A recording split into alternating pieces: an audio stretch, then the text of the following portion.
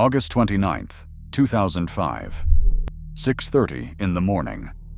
The 17th Street Canal floodwall in New Orleans just collapsed, and the water was still 5 feet below the top. That wall was rated to hold 14 feet. It broke at 9 feet.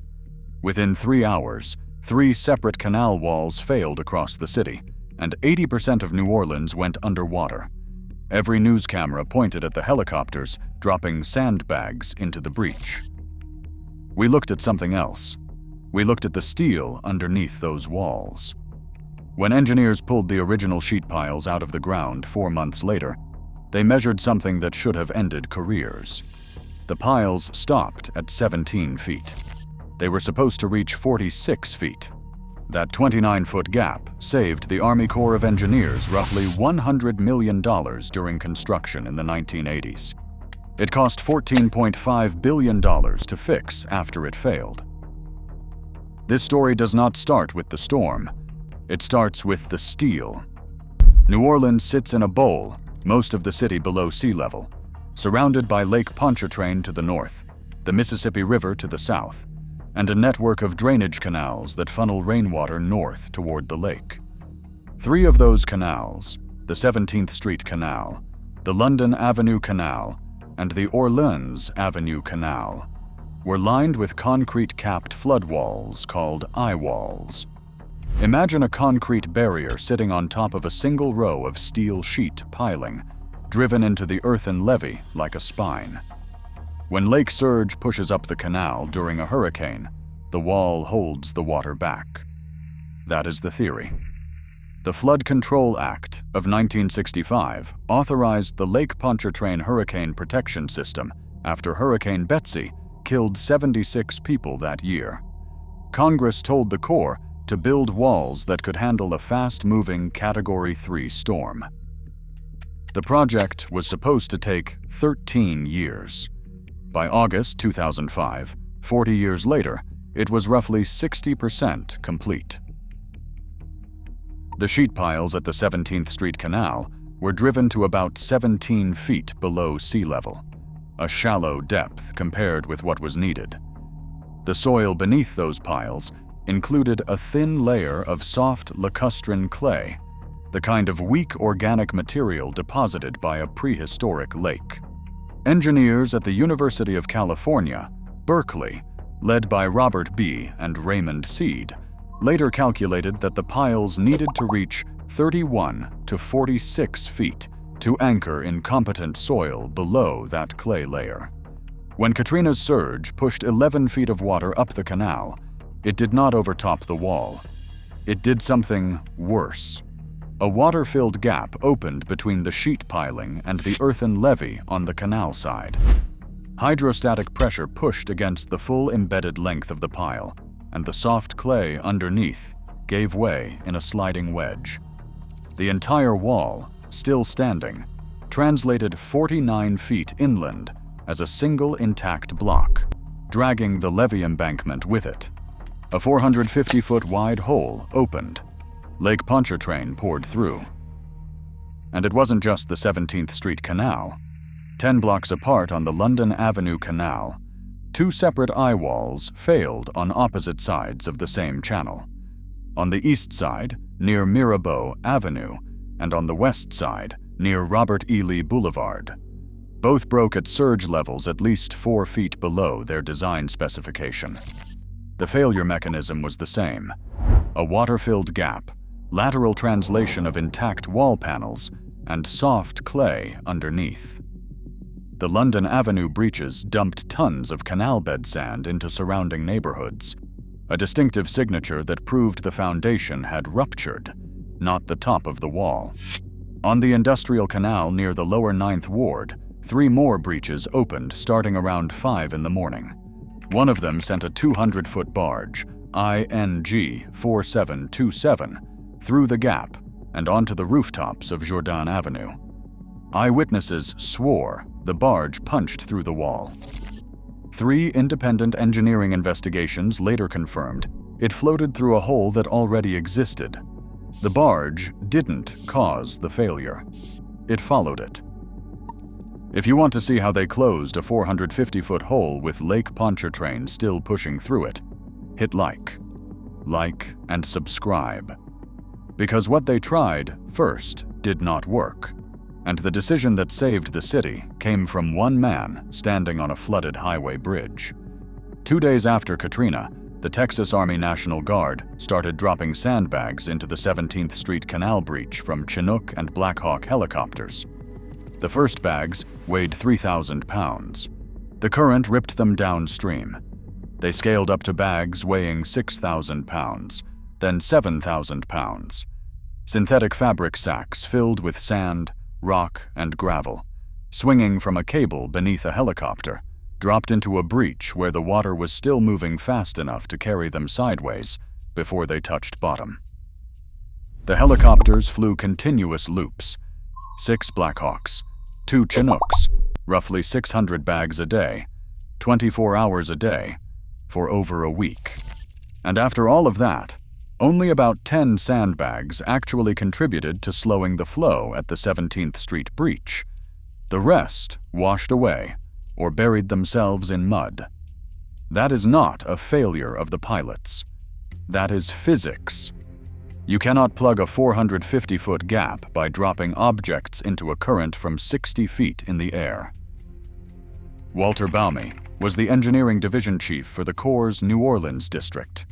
He made the call that changed the operation. Stop trying to plug the hole from above. Seal the canal at the source. If you can cut off Lake Pontchartrain from entering the canal, the breach stops feeding itself. On August 31st, Bow Brothers Construction, a company that had been building in New Orleans for over 100 years, began driving steel sheet piling across the mouth of the 17th Street Canal at the old Hammond Highway Bridge. By September 1st, 150 feet of steel spanned the canal opening. Lake Pontchartrain was locked out, but the breach itself was still open, and the water already inside the canal basin still had to go somewhere. The next problem was access. Roads to the breach were underwater. You cannot drive a dump truck through 4 feet of floodwater. So Bow Brothers and the Corps built a rock causeway, a gravel road constructed across roughly 700 feet of flooded ground from the Hammond Highway out to the breach site.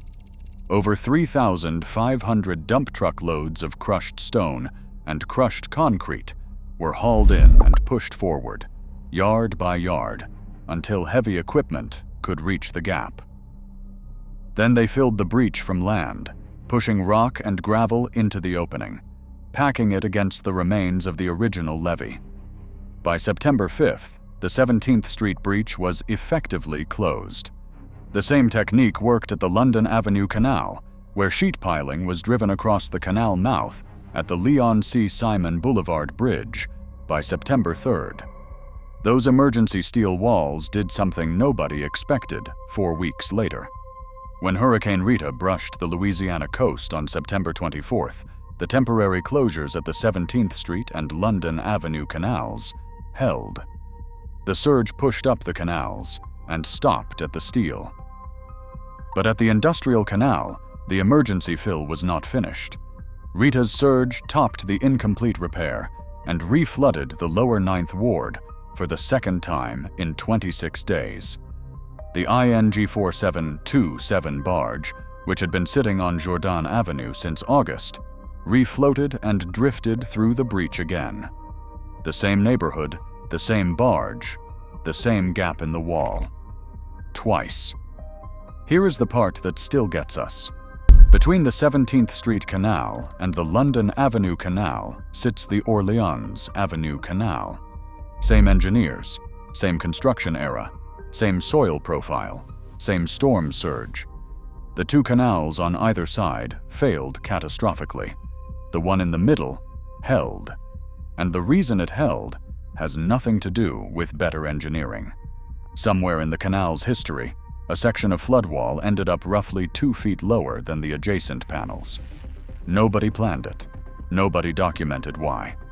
And when Katrina pushed 11 feet of surge up all 3 canals, that low spot on Orleans Avenue bled off just enough pressure to prevent the eye wall panels from reaching the critical deflection point. The two canals built to specification failed. The one with the accidental flaw survived. If someone had fixed that low spot before Katrina, Orleans Avenue would likely have failed the same way. An imperfection saved a neighborhood.